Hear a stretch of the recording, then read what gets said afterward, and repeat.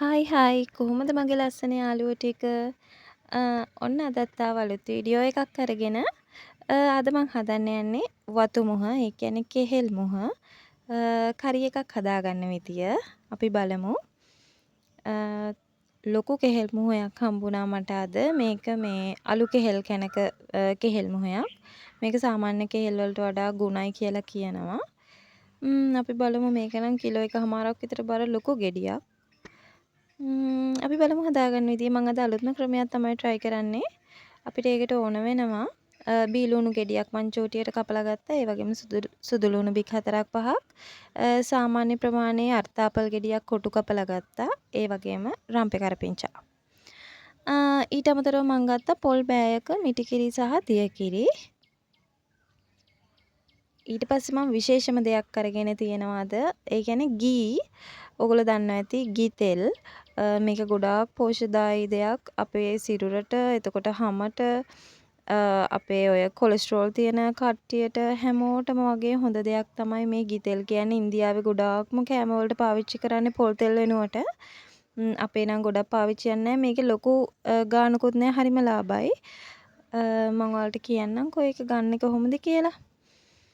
මම දැන් මේක කපා ගන්න තමයි යන්නේ. මම දෙන්නෙක්ට විතරයි හදන්නේ කෑම. ඒක නිසා මට මේක ගොඩාක් වැඩි. මං උඩ කොටස විතරයි දැනට ගන්නෙ. ඒකත් මට වේල් දෙකකට වගේ ඇති වුණා මේ උඩ කොටස විතරක් අරගෙනත්.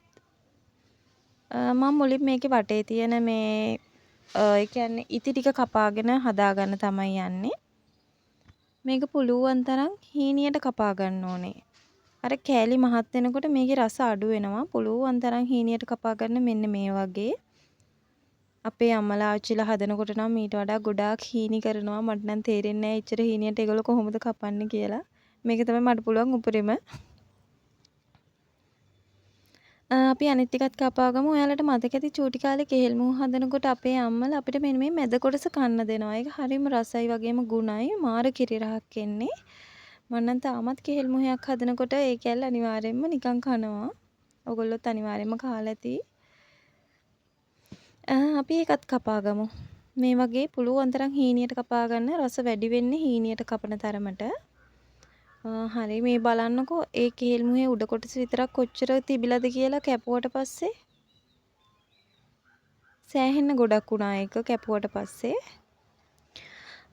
අපි යන් හදාගන්න මේ වගේ මැටි ඇතලියක් ලිපෙන් තිබ්බා. මම ඒකට මෙල්ට් කරගත්ත බටර් ටිකක් දාගත්තා. පොල් තෙල් දැම්මත් කමක් නැහැ. අනිවාර්යයෙන්ම මම සූදුරු දානවා හැම කෑමකටම. මොකද මං ආස නැහැ බර වැඩි කරගන්න, බර අඩු කරගන්න තියෙන හොඳම විදිය තමයි සූදුරු. ඒකට මම මුලින්ම දානවා සුදු ලුණු ටික. සුදු ලුණු ටික හොඳට බැදෙන්න දෙන්න. හොඳට බැදෙනකොට අපි දාගන්න ඕනේ ඊළඟට මේ රම්පේ කරපිංච ටික. මගේ වීඩියෝ එක දික් වෙන නිසා මම මේක ටිකක් ස්පීඩ් කරලා තියෙන්නේ. ඔයගොල්ලෝ හොඳට බැදෙනකන් තියෙන්න අරින්න. ඊට පස්සේ අපි දාගමු ලොකු ලුණු ගෙඩියක් කපා ගත්තා නේක. හොඳට හිමින් සැරේ කවලම් කර කර මේක හොඳට ටෙම්පරාදු කරගන්න ඕනේ. ඊට පස්සේ අපි මේ ගී දාමු. ගී තෙල් ටික ඒ කියන්නේ. අනිවාර්යෙන් ඕගොල්ලෝ මේස හැන්දක් වගේ හැම කෑමකටම දාන්න පුරුදු වෙන්න. මේකේ ග්‍රෑම් 100ක් රුපියල් 125ක් වගේ වෙන්නේ. ඕනම සුපර් මාකට් එකකින් තොග කඩේකින් ඔයාලට ගන්න පුළුවන්. මේ විදිහට ඒක දාලා කවලම් කරගන්න දිය වෙනවා බටර්ම තමයි. ඊට පස්සේ මම කපාගත්ත අර්තාපල් ගෙඩිය ඒකට දාගන්න තමයි යන්නේ. පුළුවන් තරම් පොඩි කෑලි වලට කපා ගන්න මේක.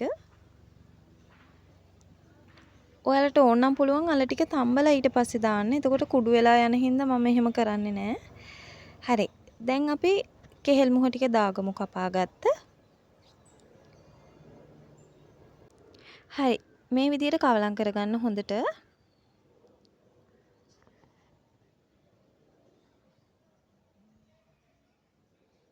හොඳින් කවලම් වුණාට පස්සේ අපි මේකට කුළු බඩු ටික දාගන්න ඕනේ.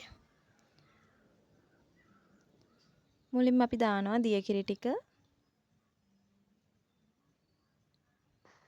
දිය කිරි දාලා ටිකක් කවලම් කරන්න. ගොඩක්ම ඕනේ නැහැ. දාගමු ඊට පස්සේ කුළු බඩු ටික. මෙතන දානවා මම ලුණු තේ හැන්දා. ඒ වගේම කුරුඳු කුඩු, ඒ වගේම කහ කුඩු, ඒ වගේම තුන පහ. ඕගොල්ලෝ දාන ප්‍රමාණවල වල අනුව මේක අඩු වැඩි වශයෙන් දාගන්න පුළුවන්. ඔන්න දැන් පුළුවන් ඔයාලට හොඳට කවලම් කරගන්න.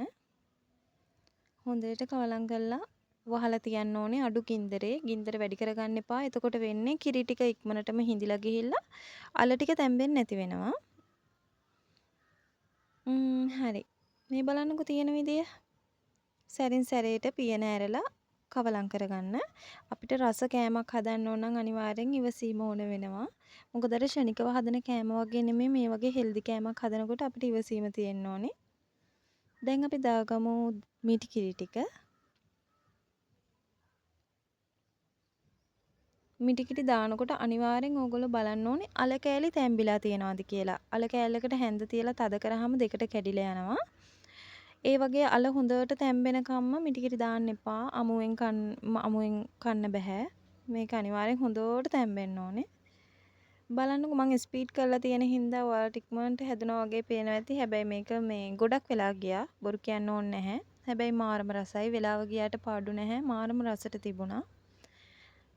බලමු. මම අද මේකත් එක්ක විතරයි කන්න යන්නේ. සුදු බතකුත් මම හදාගත්තා. මේ බලන්න හරිම ලස්සනයි පෙනුම වගේම මාරම රසයි. ගිතෙල් එකතු කරගත්ත හින්දා අමුතුම රසක් එනවා.